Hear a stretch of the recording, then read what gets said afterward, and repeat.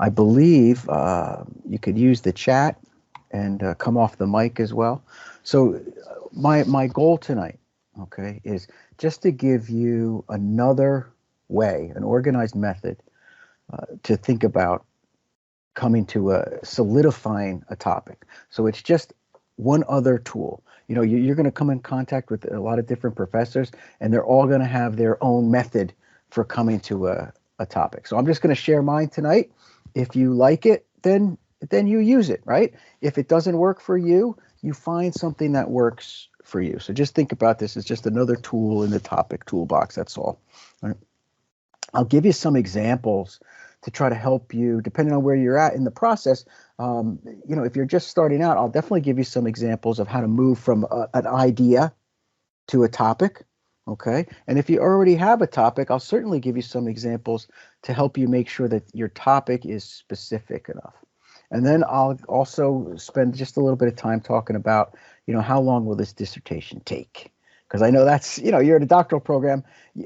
We love having you and you love being here, but you don't want to make it your life's work, right? You don't want to be here for 10, 12, 15 years. I get it. Okay. All right. So again, look, it's just, these are just one person's ideas. All right. They may not work for you, so it's not a problem. And that any timelines that I give you for dissertation completion, they're simply for example purposes. They don't represent how long it's actually going to take you to complete this. I have no idea how long it's going to take you. Okay, only you kind of know that. But I'll give you some general ideas in terms of how some things can take. You know, on average, but there's really no such thing as average because it depends on your study. You know, the type, do you have access to the data? Do you have to collect the data? How well you write, how fast you write, whatever it might be. Okay, but I'll just give you some ideas that you can think about. So look, you can jump in at any time. I prefer it if you come off the mic and talk, because it's a small group, so we can certainly talk about things. And the only silly question is the one you don't ask, because believe me, though, you know, if there's a question that you're afraid to ask, other people in this meeting have the same question. So do everybody a favor, ask the question, and I think that'll be good. So, and you can stop me at any time during the presentation. Just come off the mic and jump in. All right. So in general, right, I want you to understand there's three basic purposes for research. And this is going to be important because it's also going to show up in your purpose statement in your dissertation in chapter 1. So you can describe things, you can explore things, or you can explain things. Those are the three main purposes. You know, understand, not really a purpose. Dissect, not a purpose. Like these are the three purposes, and that's the way these words should show up in your purpose statement. And I'll give you some examples of purpose statements as we go along. Okay, now another thing I want you to notice, none of those three purposes include you attempting to prove something that you believe personally or to advocate for a position. Those are not two good purposes for research. So, you know, as you're thinking about a topic, try to keep yourself from wanting to prove a program that you're doing or something that you're involved in personally, or some kind of very strong belief that you have. Because generally what happens is your biases get in the way and you end up getting involved in advocacy, not research. And advocacy brings in opinions, it brings in, you know, limited experiences, and it's really not research. Okay. So it doesn't mean you don't do something you're interested in, but try to stay out of proving things or making a point. Think of research as uncovering and discovering versus proving something. And I know that's hard to do, right? Because we're all we want to research things that we're interested in, and that's fine. But come at it from the point of view that I want to find out more about this. I don't want to prove a bias that I have. Okay, so for the most part, right, you're either going to do qualitative or quantitative. You can there's certainly mixed methods in there. You may get involved in survey research. A lot of people think that survey research is qualitative research. It doesn't have to be.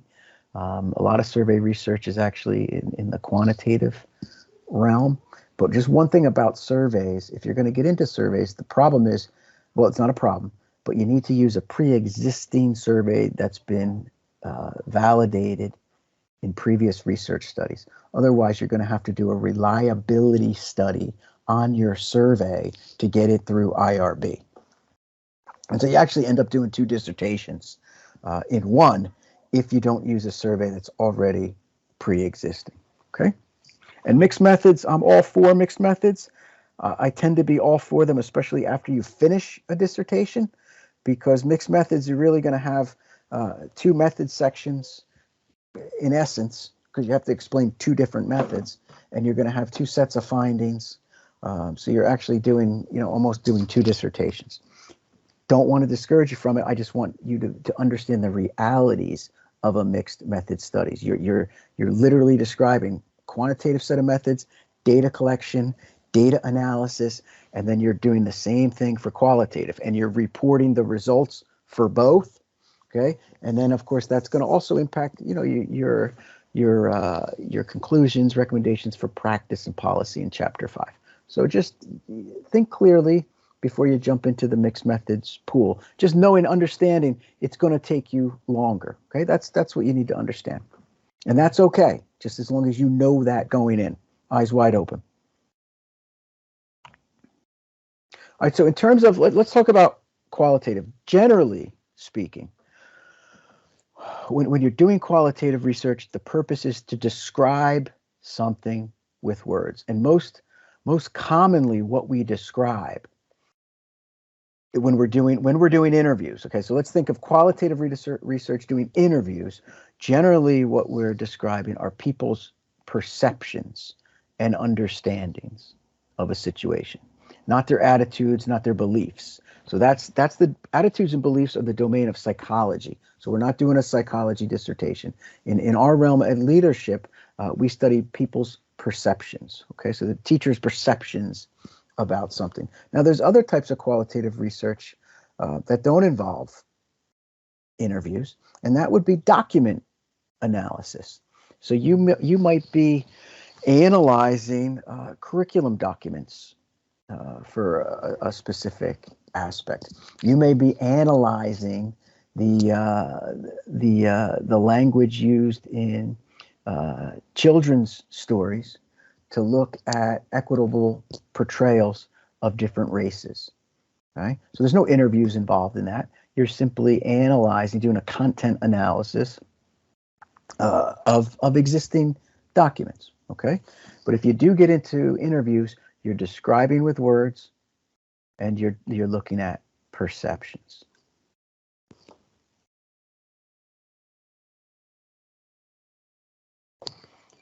Okay, so for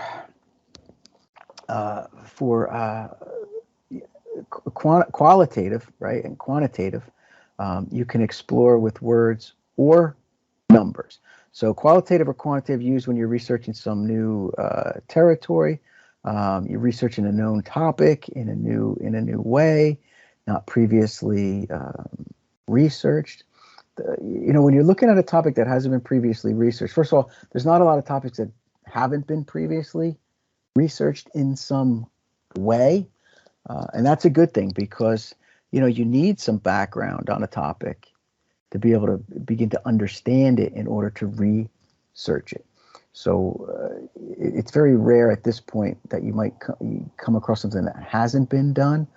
Some of the COVID-related stuff may be one example of things that, there might not be a lot of exact matching research on that, but there's certainly issues where we've done kind of remote types of instruction. So you might have to look at some of that. Okay. So qualitative or quantitative, you can, when you explain with words or numbers, you can also look at the influence of a variable on an outcome. Again, looking at perceptions of what people think right? Knowing that perception may not actually be the reality of what the empirical research says. It's just people's perceptions, but that's important to understand that. Okay, so when you, let me just go back to, when you're doing quantitative research is most generally, the purpose for quantitative research is most generally going to be to explain something, right? So, and generally, you might be explaining the influence of something, and you're doing that with statistics, because statistical analyses explain things. They go beyond description, and they help you get to explanation. So you're doing a regression analysis or an ANOVA, or some other type of statistic that you learned, you're really explaining what happened, the influence of one variable on another.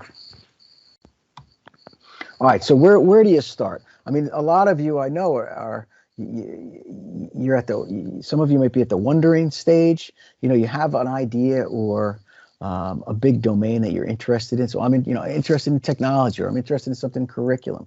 I'm interested in something in special ed, right? So you start to just ask yourself questions based on observations that you have and based on readings that you do, and you start wondering about these ideas. And you can literally do, I wonder why, or I wonder how, or I wonder what, and you can just start writing those things down, right?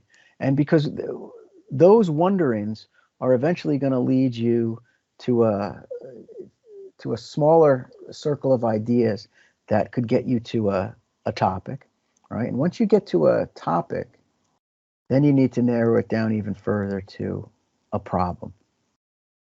And overall, I think the best thing you can keep in mind is keep it narrow and focused.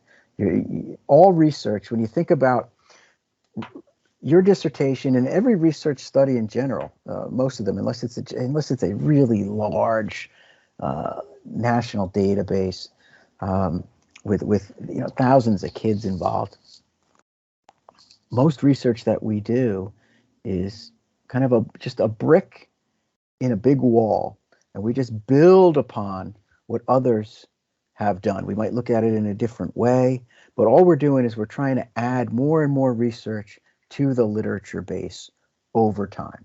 So less is more when you're doing a research study. Whether it's a dissertation or something you do after your dissertation, less is always more, and being very, very focused is the key. It's the key to completing a good study. It's the key to certainly the key to completing a dissertation is staying focused.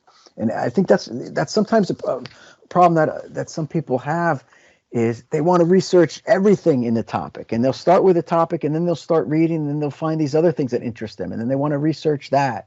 And before you know it, they really have 3 or 4 different topics in one. So try to stay narrow, stay focused, because that's really what research is all about.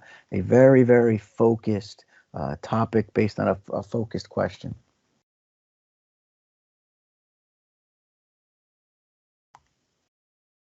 All right, so a lot of you may be at the idea stage, right? You may have even considered some ideas around curriculum, climate, culture, instruction, or I want to do something in teacher evaluation, or I want to do something on standardized assessment. And that's good. This is the place where you want to start. You want to start with big ideas, because that's where you can start then reading more. So what are some, ideas within curriculum? What kind of research studies have been done in curriculum? And you could start diving into the journals and simply looking at the titles of studies that deal with curriculum to get an idea of what kind of things are out there that I might really want to do. Okay, so start with your ideas, and then in your mind and through reading a little bit, try to find a place within those ideas that you can start to search out a more narrow topic. Okay, so because eventually you want to move from a very big idea to something like this, a topic. This is a quantitative topic. I want you to look at the language here. The influence of curriculum quality on grade 5 statewide test scores in mathematics and language arts for students in the schools located in the lowest socioeconomic strata. Okay? That's a quantitative topic because there's nothing to do with people's perceptions here. It's not a document analysis. We're looking at the influence of variable A, which would be curriculum quality, right, on variable B, grade 5 test scores in math and language arts in the schools located in the lowest socioeconomic strata.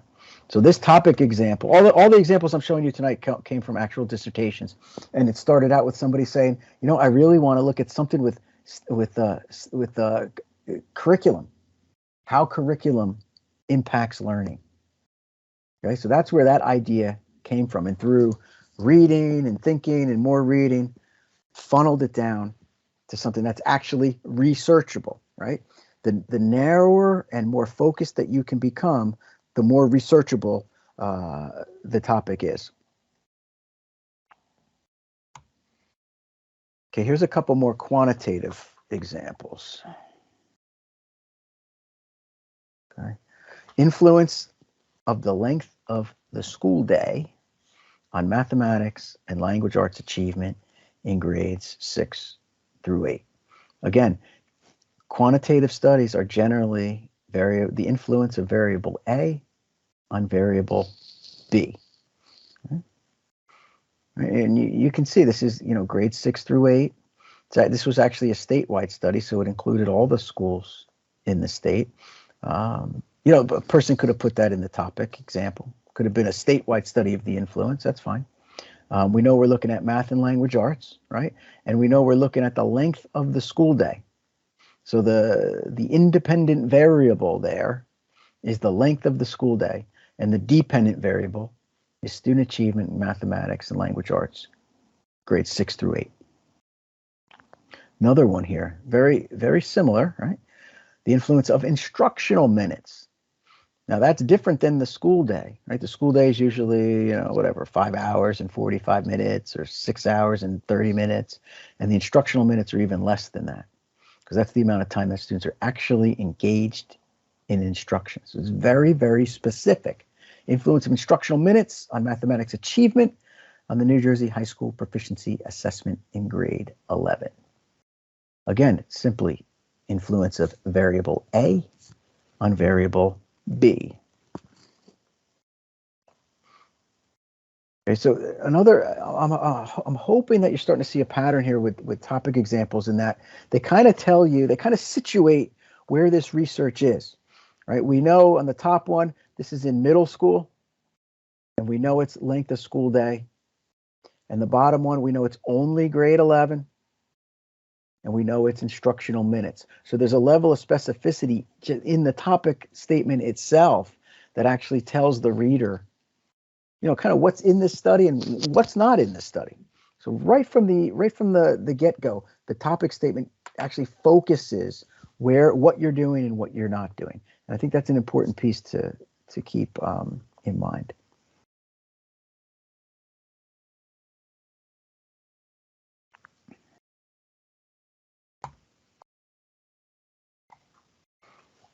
Okay, here's some qualitative ones now.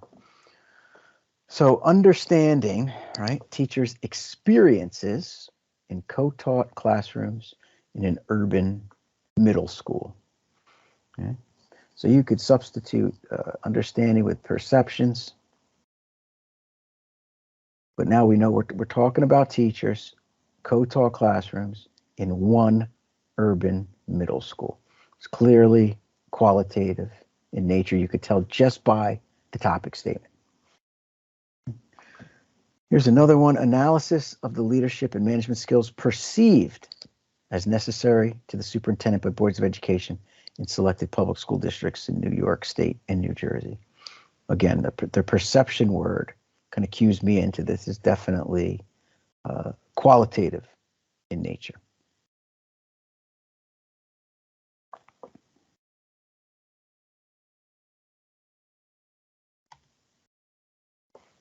Here's a qual and a quan. Teacher's perception of principal instructional leadership behavior at recognized and non-recognized middle schools in New York State. So New York State has a couple different, or they did had a couple different types of schools. It's kind of like rewards and punishment. You're on the good list if you're recognized. Non-recognized be a different list. Study of value added by transformational leadership practices to teachers' job satisfaction and organizational commitment. This was actually a survey study where there was 3 different surveys that teachers had to complete. Okay, they were all pre-existing surveys. They had been used in previous published studies, and the survey instruments were already validated and reliable.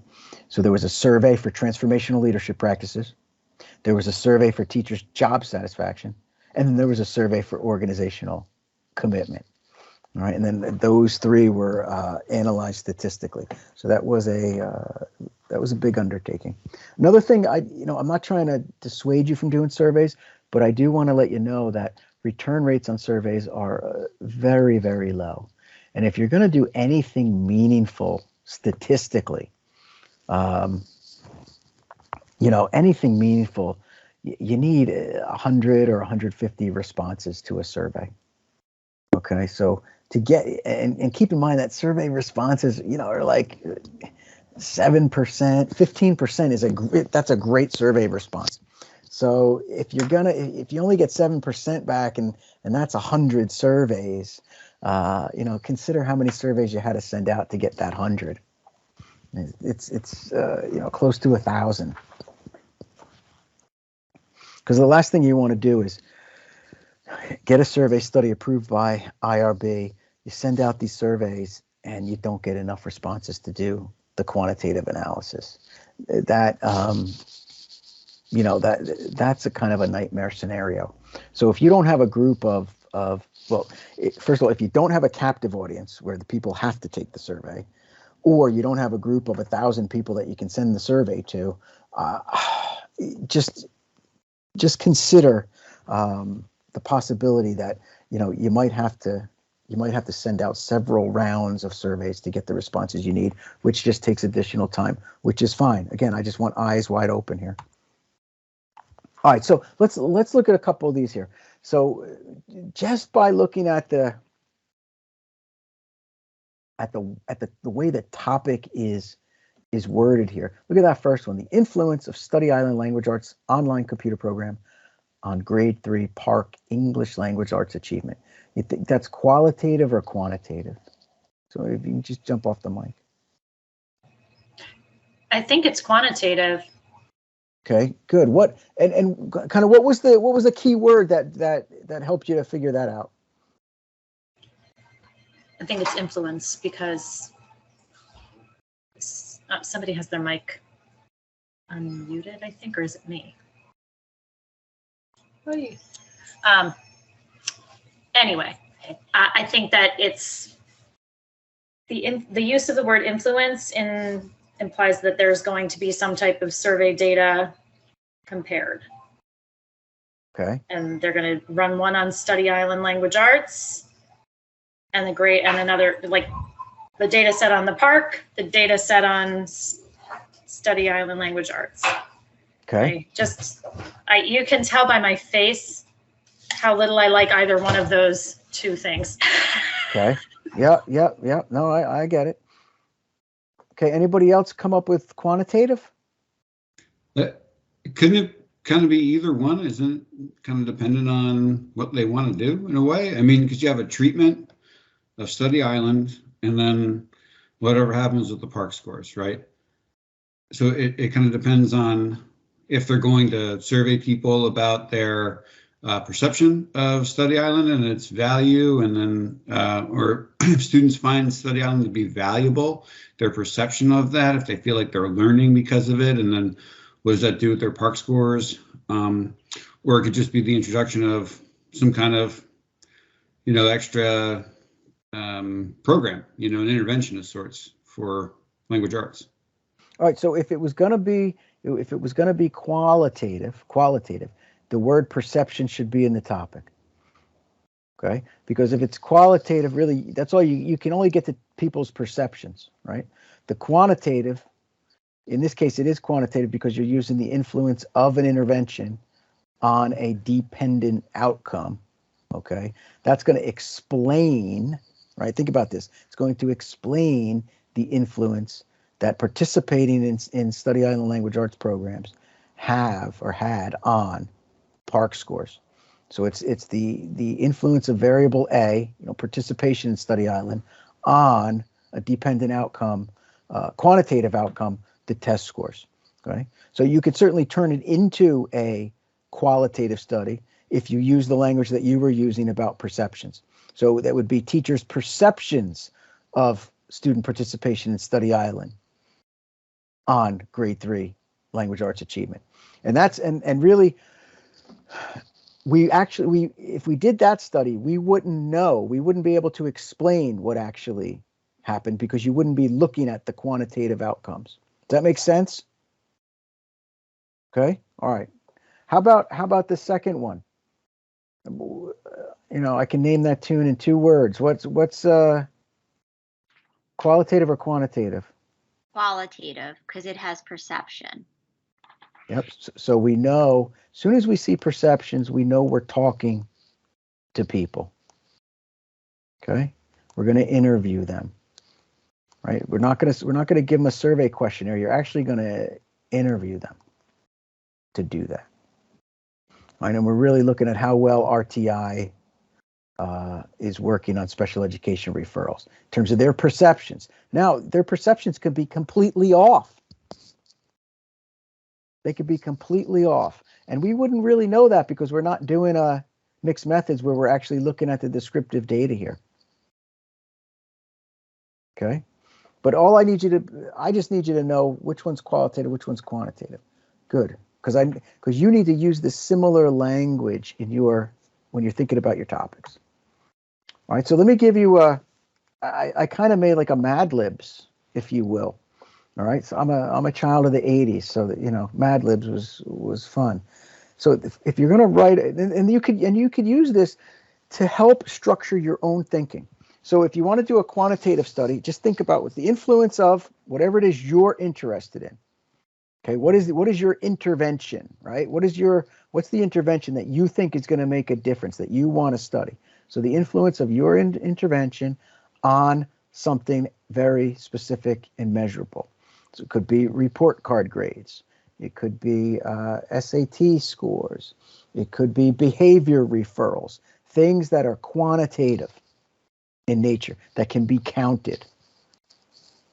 Okay, and I would also include the grade levels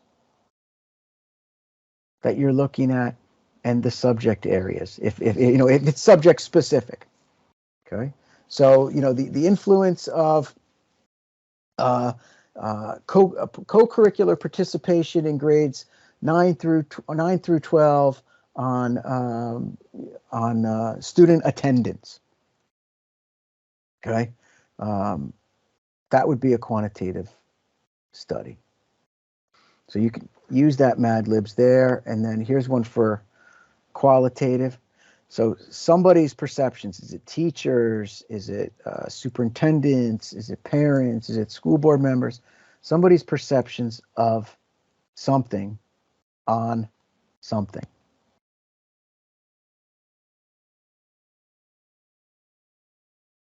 Okay, I would recommend, if you're doing a qualitative study, you don't talk to children. And I'm recommending that. It's the best thing you can do as a teacher and administrator is to talk to kids. But as a researcher, it's infinitely more difficult, not impossible, just takes time, okay? But to talk to kids, you first have to solicit the parents, because you have to go through the parents to get permission from the parents to then even solicit the students to participate. So there's multiple layers, and the IRB looks very, very carefully at those layers, as they should. And it'll take a little extra time in terms of IRB approvals and also the actual sampling itself, because you got to get permission from the school. Then you have to go and have the school allow you permission to send solicitations to the parents. The parents have to approve you to then solicit their students. And all of this different layers takes time. Not impossible, but very time consuming. So, just think about working with adults if you can. That might be a more straightforward way to go. Okay, so let's think about this. I gave you a couple Mad Libs. Let's take a topic. I'm not going to have you work in groups, but let's take the topic of technology. Okay, think about the Mad Libs either for quantitative or qualitative, and let's see if you can begin to, just quickly think about a potential topic statement or something that can get you close to a topic statement. Anything related to technology that you can do with perceptions or the influence of A on B related to technology. Well, let's think about something like Pear Deck, right? The perceptions of teachers about how students engage when using Pear Deck. I'm just throwing that one out there. No, yeah, that's and the first pancake on the pan right yep. there. And that's and you know what, for the first pancake on the pan, that gives us something to work with. Okay, you have the pieces there, right? You have the sample, right? The teachers. Okay, you have their perception, so it's qualitative. You have the kind of thing that you want to work with is the Pear Deck. And what is that paired? And you're focusing the Pear Deck specifically on student engagement. Okay, that's great. That's great. What we might want to add to that, right? If you were to think about this, you evolve the topic, you might want to then add maybe a grade level. Okay, or grade levels. You might want to add maybe the type of school. Is it a suburban school you're looking at? Is it an urban school? Is it a rural school? Is it a middle school? I mean, whatever it might be. But what you gave us is the perfect starting point. Okay, perfect starting point, because that narrowed things down right away. Narrowed it down right away. The other thing I'm thinking too is like even in triangulating that, like that, and it literally comes from an example from a friend of mine who's a technology integration specialist who's trying to get teachers to use Pear Deck. And she went into a classroom, yesterday morning and said, was talking to the teacher about using Pear Deck, and the teacher's like, oh, the kids hate Pear Deck. And the kids are like, what? We love Pear Deck. We used it all last year. What are you talking about? Now, like you're saying, they can't, I don't think that researchers should talk to the kids, but certainly you can get the data from Pear Deck about the amount of student engagements that are present and so on and so forth. So then the question I think then becomes like, why do teachers think that Pear Deck is not engaging students when, clearly they are actually interacting with this, right? So anyway, now I'm falling down the rabbit hole. Muting my mic. Yeah, okay. No, you got to start it. Anybody else with a technology idea? Remember, it doesn't have to be perfect. That's not what we're looking for. We're just looking for can you get us from technology to something a little more focused, either qualitative or quantitative?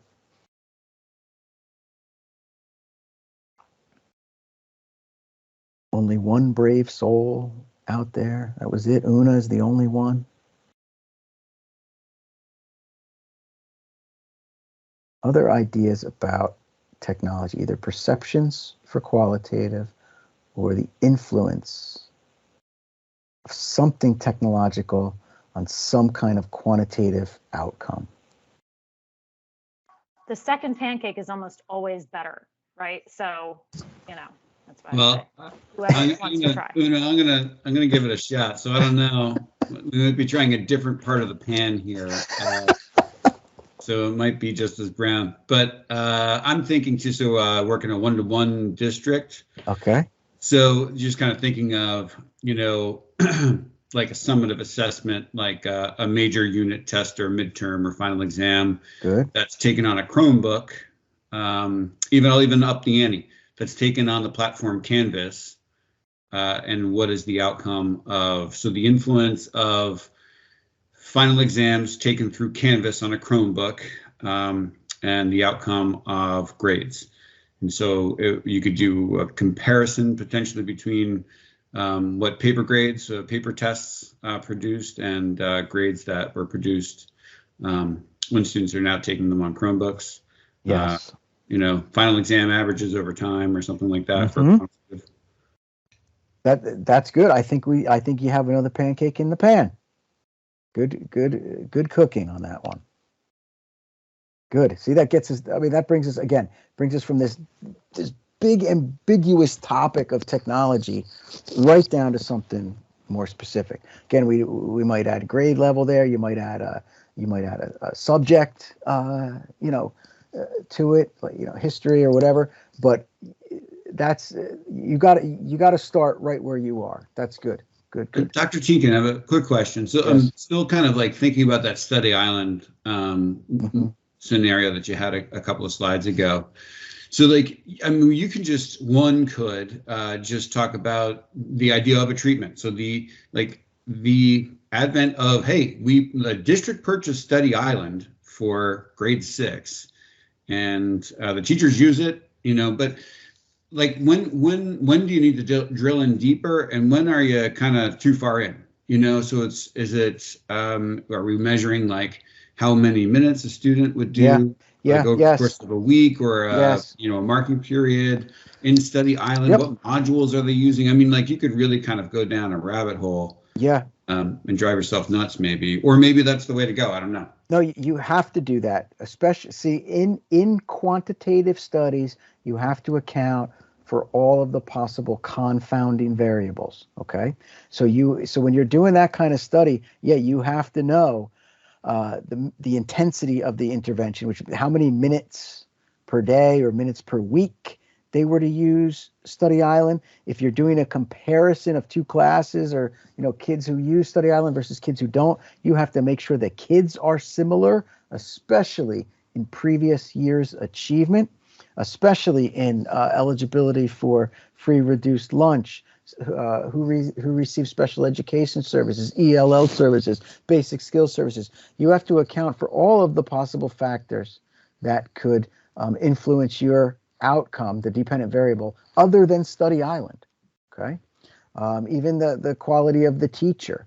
So you have to isolate all the confounding variables. And that's just something that's just part of that kind of a comparison study. Okay, but when you let's take the length of the school day study. That's like a natural experiment, right? And to do that, you have to carve up the length of school day from like low, average, and high, right? Who has low length of school day, average school days, and high school days. And then that's how you begin to compare that group, because it would be intensity, right? Length of the school day is going to make a big difference on achievement. And then you have to look at the school's special ed population, ELL population, like all of these things you have to account for. Okay. And so you're not going down the rabbit hole. That's all the stuff that you have to do to isolate the variables in a quantitative study. So that's a good point. You just have to account for all the things that could influence that dependent variable besides your independent variable. Otherwise, you really don't have a study.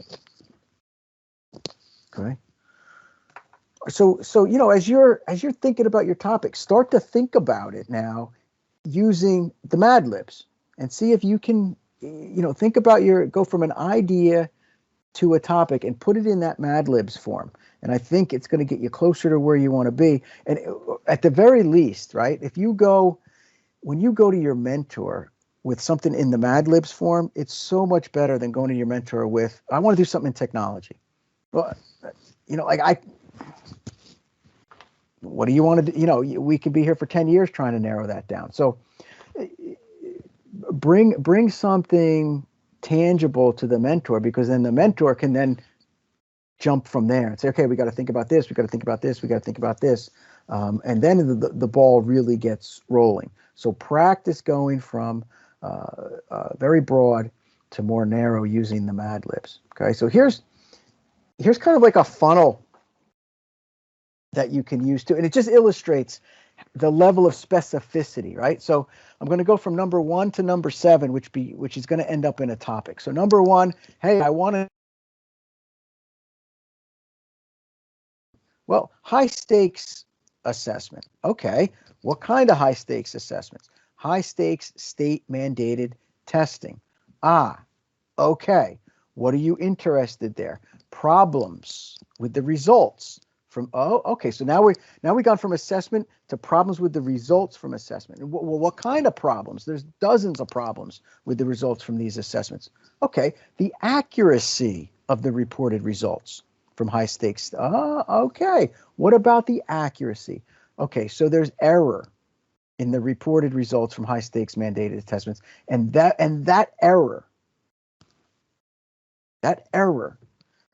has influences on decision making about students. So for example, the results that you receive from your state tests the scores are not the true score. Okay, it's a score within an error band. They don't tell you the error band. So the score could actually be, at least on the park, it was like 12 to 16 points in either direction. Okay, what kind of error? There's different types of error in state tests. Well, something called the conditional standard error of measurement, inherent in the results from all state tests, and the influence of that error on school administrator decision making regarding what? Placement in high school courses. Okay, so finally at number 7, we've got something that we can turn into a topic. But what you're doing there is you're just peeling the onion and you're trying to get down to one specific aspect. Okay, and that's really the mental exercise that I think you need to go through. Okay, like a lot of people will stop at maybe 4 or number 5, and we're just not there yet. We're good. We're making progress at 4 and 5. Okay, but you can see the difference between number 5 and number 7. We're talking about a specific type of error.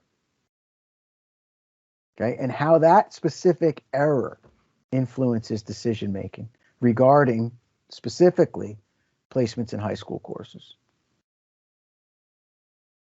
Okay, and that's a completely different study than number 5. If you stopped at number 5, you would have a completely different study than if you go to number 7. Number 5's incomplete, too broad. Okay, so think about, that's what you're trying to peel this onion here, or work your way down the funnel, and then finally, once you get to where you think you're down the bottom of the funnel, try to put it in the Mad Libs. If it fits in the Mad Libs, you're probably ready to talk to your mentor at that point. I have a question, if I might ask. Yeah. If I'm ask. So number 7, we get pretty specific, right? And then you kind of locked in on that topic and feel good about it. When you go about the process of starting to write, like thinking of chapter 1 with an introduction, where you're giving like a little bit of a background, like almost a preview to your lit review of sort of what's out there, getting into your problem statement. I wouldn't know, but is there a lot of writing out there about the conditional standard error of measurement inherent in the results? And it's like, so like there's probably not, and that's why you're studying it, which is good. So then what would a researcher be looking for in the literature to kind of help triangulate, that research question? Okay, so that angle. And that's a good question. But the way that you get to number 7 is by reading some of the literature on number 4 and 5. You see, so problems with. I wonder what types of problems are. I wonder what types of problems are there on high stakes state mandated testing. And you start reading, and you come across all these problems. Like, whoa, okay, one of those problems is accuracy. Well, what aspect of accuracy? Like what kind of accuracy problems are there? Error. What error? The state tells me these scores are the real scores. What kind of error? Oh, there's standard measurement. And there's this thing called conditional standard error of measurement. And the conditional standard error is the error that occurs right at the cut score. Okay, that's different than the standard error for the entire test. And it's really the cut score that like I was interested in, because that's where the decision making happens. Okay, so that's you get there from getting to number 4 and 5, and then reading about 4 and 5. Okay, does that make sense?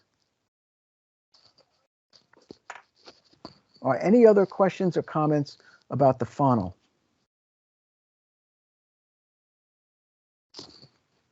Okay, all right.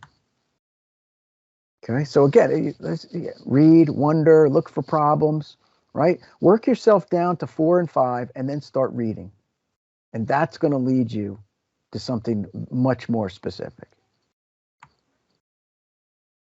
Okay, so let's take this thing and look how we go from a topic to a problem, right? So we got the topic about this conditional standard measurement of error, and it creates some like decision-making fog, especially when we don't understand it.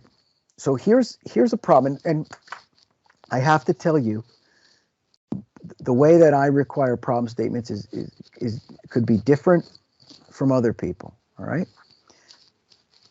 But since we're in an administrator preparation program, I like to have a double-barreled problem statement. And really, the problem statement is your niche, okay? So the first barrel of the problem statement is why should school administrators even care about this? Well, they should care about it because school administrators use the results from grade 8 statewide tests to make decisions about student placements in freshman courses. Okay, so that's the administrative problem. This is the problem that's going on. Okay, your mentor might not require you to have an administrative problem. Right?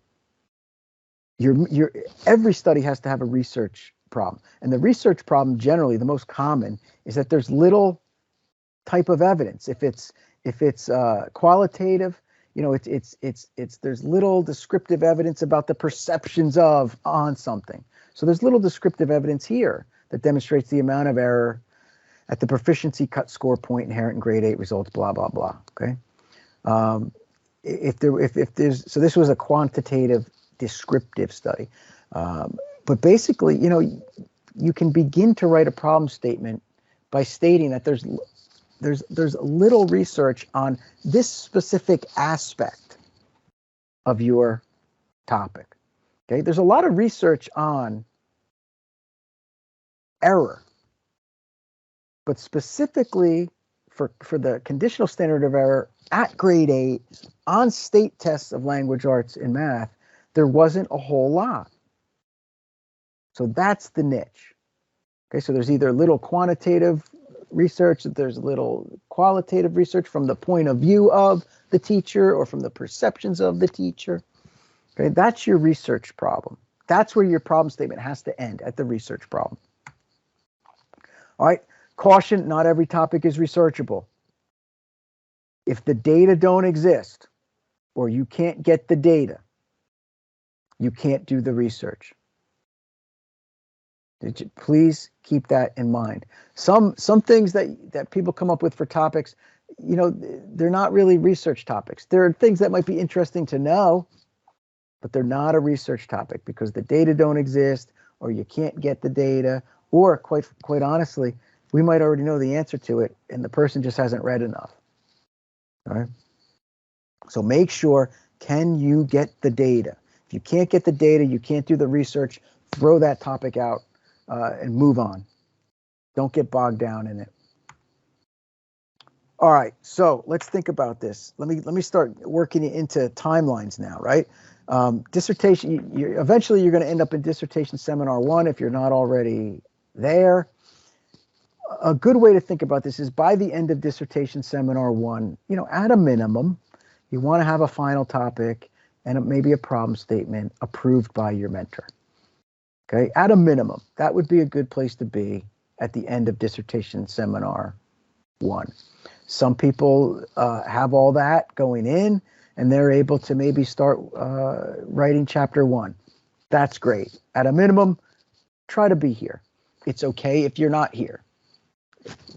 Dissertation is very personal, but if you can, try to get here by then. I think that's a good aim. Dissertation seminar 2, you're working towards getting those first 3 chapters fleshed out.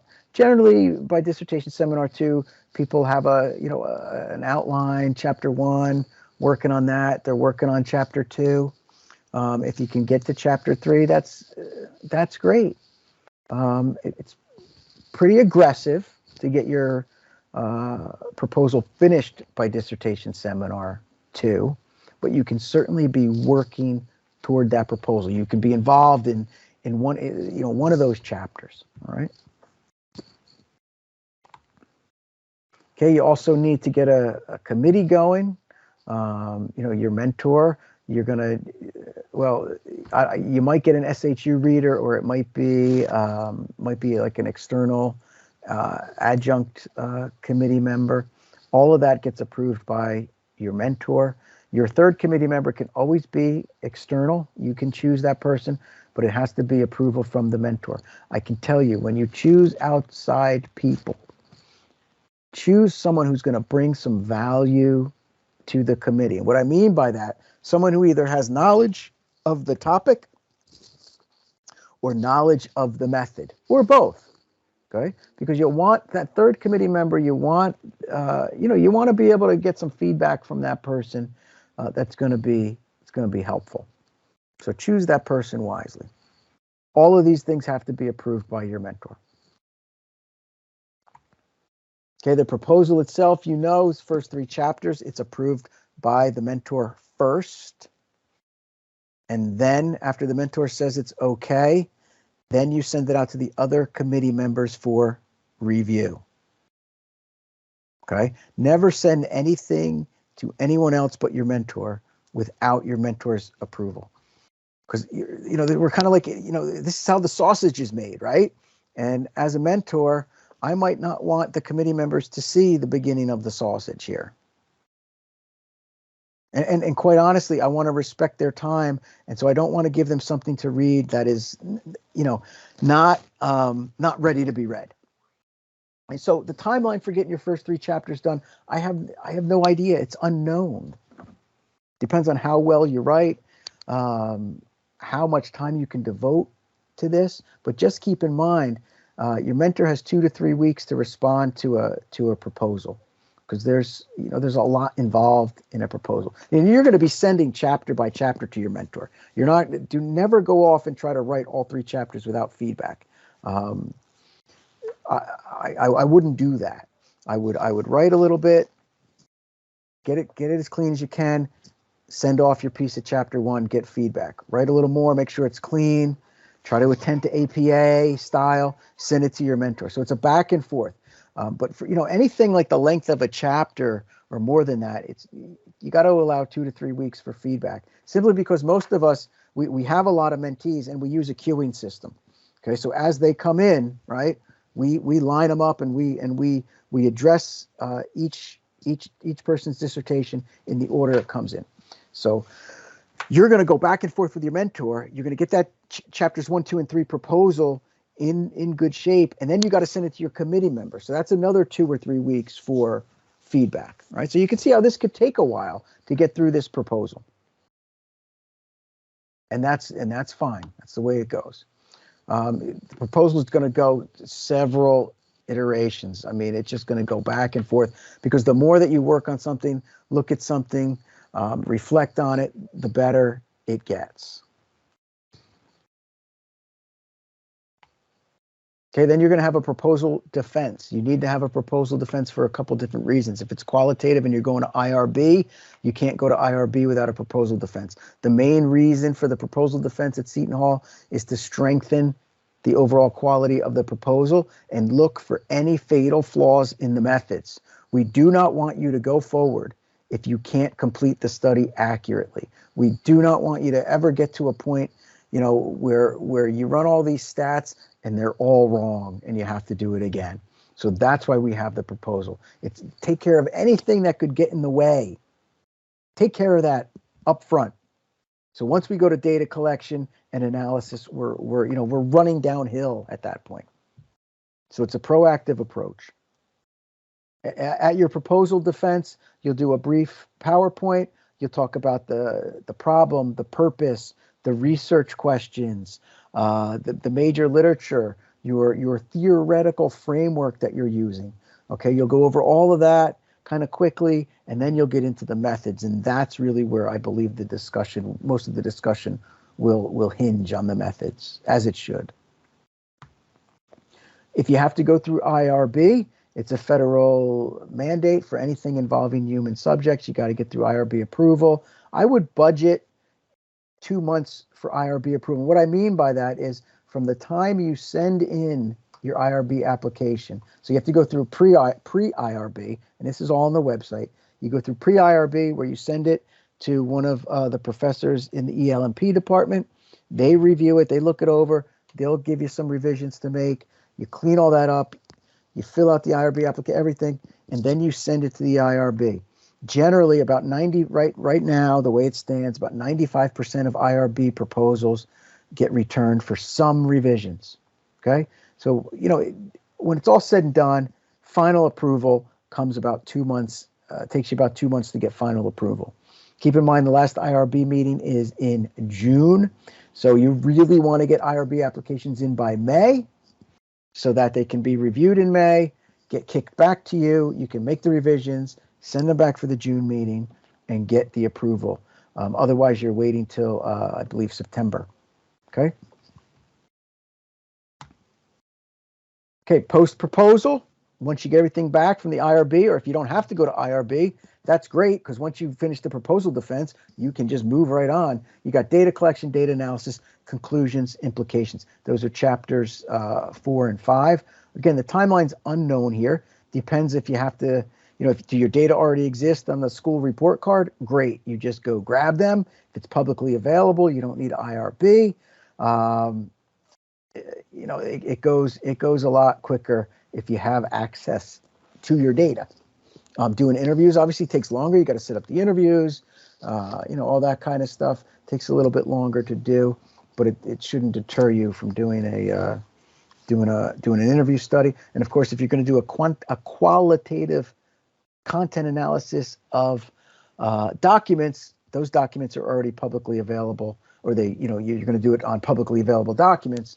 So your data already exists, and you can off and running after the proposal, no IRB necessary. All right, you're going to then, however long it takes you to get chapters 4 and 5 done, it all depends on how well you write and the type of analysis that you have to do. If it's quantitative, how many tables do you have? Do you have 10 tables? Do you have 100 tables? All of that stuff takes time.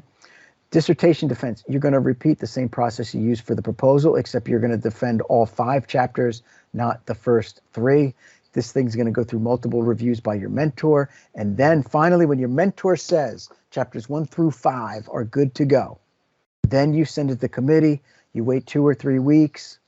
You get feedback from your committee, and then you'll defend at that point. Okay. Always follow your mentor's directions. Never send anything to the IRB. Never correspond with the IRB. Never send anything to your committee members without your mentor's approval. Okay.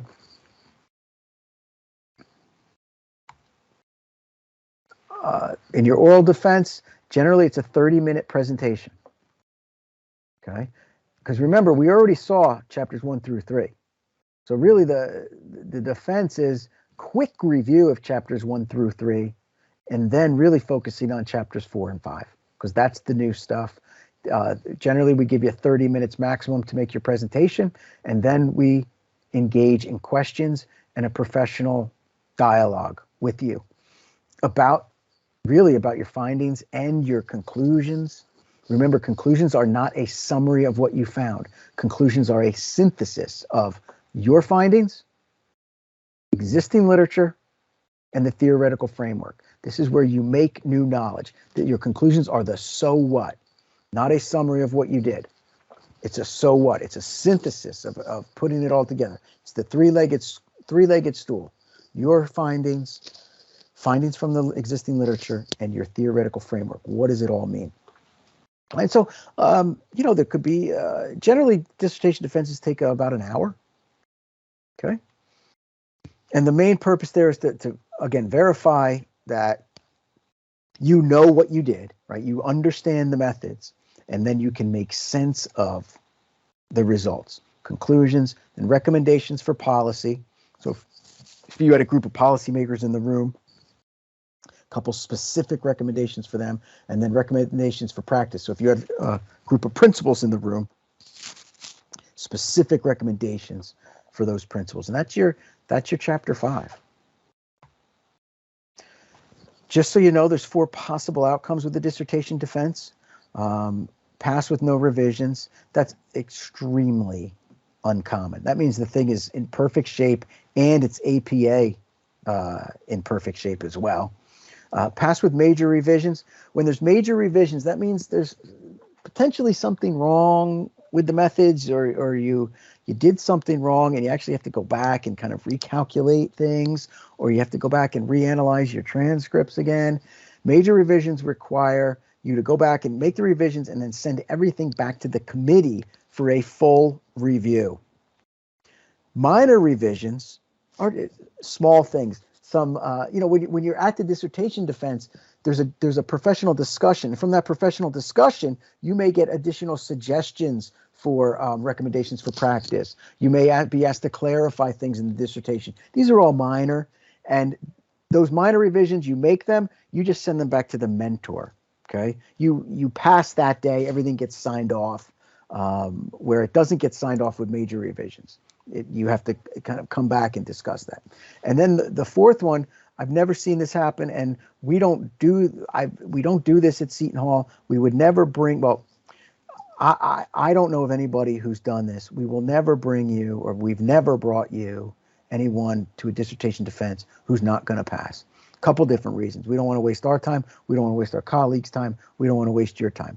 So you're not going to defend until you're going to have at least one of those other outcomes. And then we tell you your status right at the end of the defense. We tell you if you passed with no revisions, major revisions, minor revisions. Okay. If you pass with minor revisions, you are at that point, you're a doctor. And it really just comes down to making the revisions and getting it edited professionally, which is a requirement, and then sending it to the library. Okay, so you're going to engage with an approved editor, and then you're going to follow all the submission guidelines to the T set forth by the SHU library. And believe me, if you don't follow them, they will delay your graduation. Okay, it's not a big deal. It's easy to do. You just follow it. Total time, I have no idea. Really depends on complexity of your topic, how well you write, the amount of time that you can devote to this. Do the data exist? Do they not exist? How long does it take you to get the IRB application right? All of these things. It's really impossible to know, but you can see that after dissertation seminar, you can expect to go through a couple semesters at least of dissertation advisement, okay? Because after dissertation seminar, you stop taking courses and you simply work with your mentor, right? So the more that you write, the more feedback you get during those times, okay? All right, just some notes on working with your mentor, some things that are kind of customary in relationships. The mentor guides the process. Right, so you need to be able to take constructive criticism. Don't take things personally. Our goal is to make you look good and also maintain our professional relationship. Right, your dissertation, we are judged by the quality of your dissertation. If my name's on it, you're not going to defend until it's at a certain level of quality. And nothing's done without the mentor's okay. You really got to work together there, and the mentor provides final approval of the topic as well.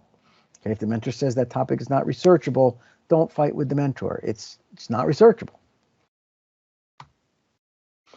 Don't share anything with other committee members without the okay for the mentor. Mentor provides feedback. The mentor is not responsible for editing your document. Okay, generally what I do as a mentor, I'll give you some APA tips, and I do some initial editing on the document for you to model what needs to be done. But after a while, we expect that, you can make in-text citations. You know when to use block quotes versus regular quotes. You know the difference between while and although. You know when to use since or because. These kinds of things. So just spend some time in the APA manual. It's online. Look at economy of language. Look at text citations, things like that. All right. And look, check with a Google search or a virtual trip to the SHU library before sending a bunch of questions to your mentor. All the answers are out there.